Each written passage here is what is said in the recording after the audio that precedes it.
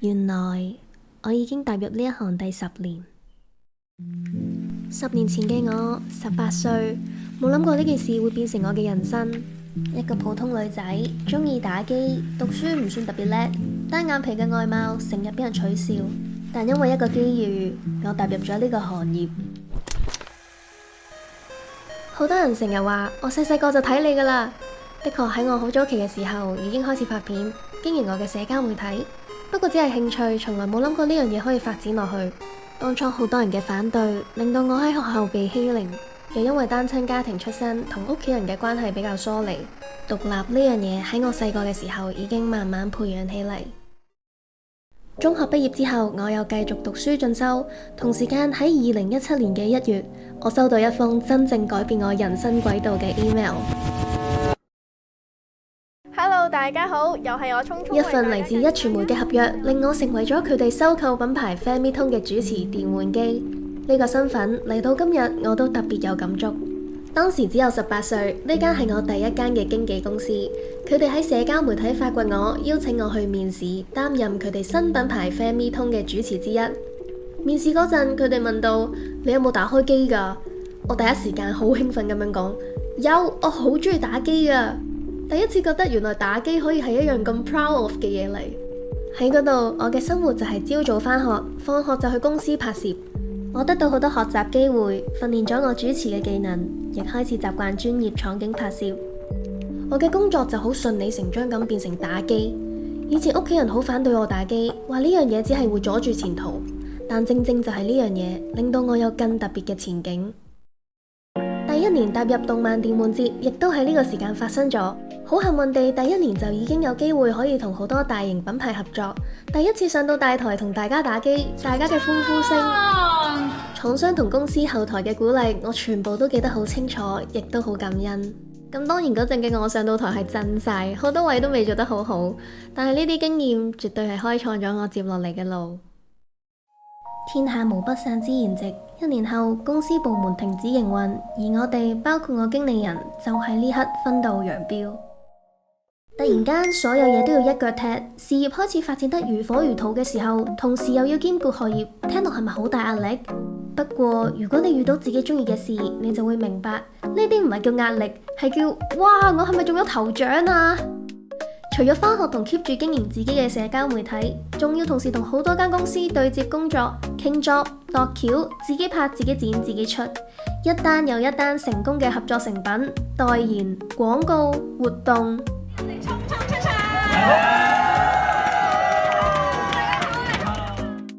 就係咁，我做埋自己嘅經理人，揾到自己嘅人生第一桶金，亦都遇到一班好支持我嘅聰民。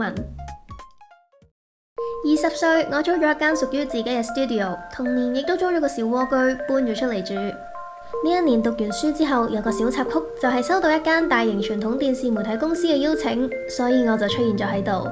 呢度嘅人對我好好，大家都打成一片，但係唔知點解，每次拍攝節目嘅時候，我都有一種好唔舒服嘅感覺，係嗰種心裏邊嘅焦慮，令我手震、呼吸急促，呢種感覺好難受。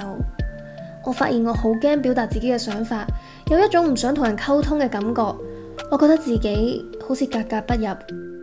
基於專業，好多時候我都係硬住頭皮上，冇人知我講嘢嘅時候係搣住自己啲肉，內心血壓可能飆升到180，嗰種唔自信同埋焦慮緊張嘅感覺，我諗大家可能都從熒幕中感受得到。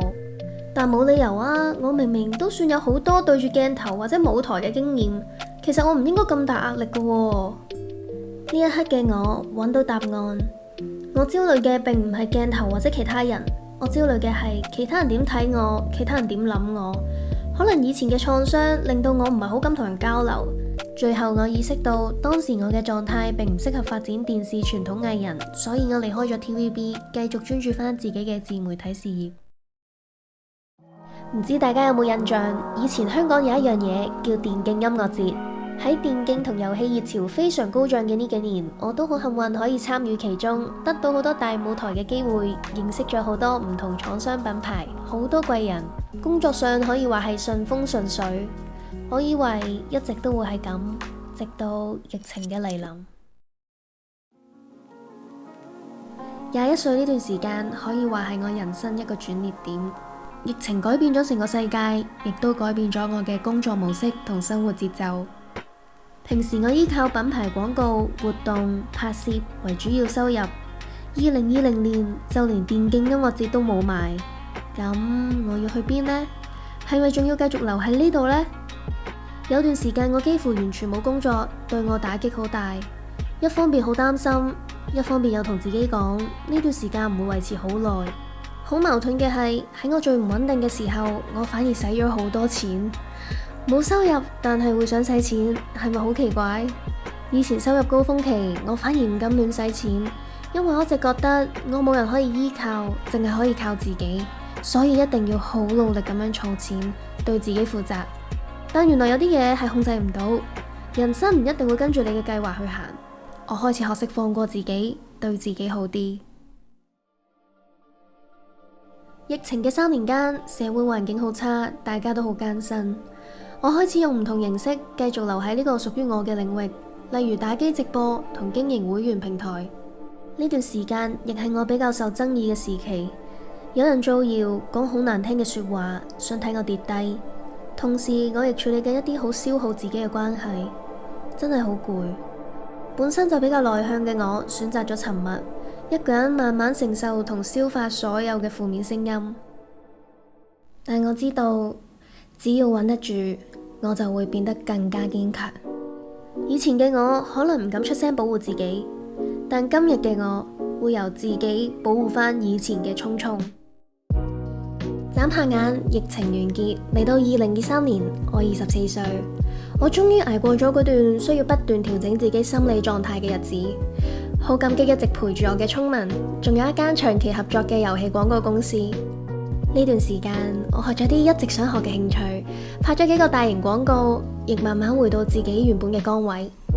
不過整體嚟講，我好似仍然留喺原地，可能就係所謂嘅樽頸位。2023年6月，我收到 ViuTV 嘅電話，邀請我參與節目拍攝。又係一班人，係咪要係咁講嘢㗎？我內心有好多顧慮，亦好掙扎，但同時我都好想克服自己一直以嚟嘅恐懼。最後，我鼓起咗勇氣出現喺節目入邊，真正面對自己。我發現自己又成長咗一步。同年8月，我決定回歸 Twitch 實況，穩定咁喺直播上同聰文互動。直播同遊戲嘅世界，亦成為咗我生活中可以交流同喘息嘅空間。到咗2024年26歲，我做咗一個好重大嘅決定，去台灣旅居1年。一直都好想體驗唔同地方生活，而台灣係一個語言同地理上都令我覺得可以 handle 到嘅地方。就算一個人搬過去，都唔會太慌張。